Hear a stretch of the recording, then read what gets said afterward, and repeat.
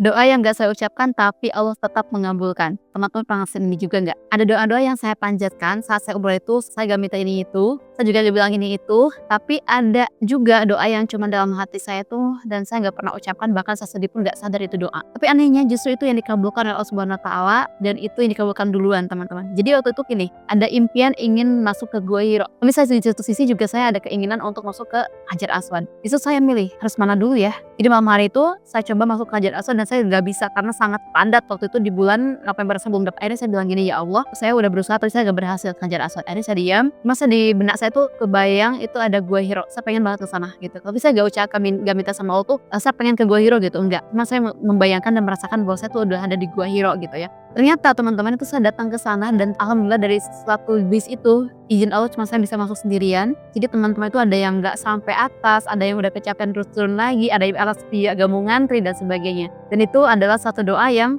nggak saya ucapkan tapi saya cuma rasakan aja. Jadi kalau misalkan kamu nanti berangkat umroh, jangan terlalu khawatir soal susunan doa ya. Cukup hadirkan dalam hati kamu dan biarkan Allah tuh memilih mana yang terbaik untuk kamu. Pada kenyataannya Allah tuh tahu dari kita tuh lebih daripada diri kita sendiri. Bahkan sebelum kita minta, dia tuh udah siapkan jawabannya gitu loh. Jadi itulah yang saya bikin yakin sama Allah, datang ke tanah suci itu. Saya nggak perlu lagi jadi siapa-siapa, cukup jadi hamba yang dekat dengan dia dan jadi hamba yang taat semampu yang saya bisa. Sampai jumpa di Baitul.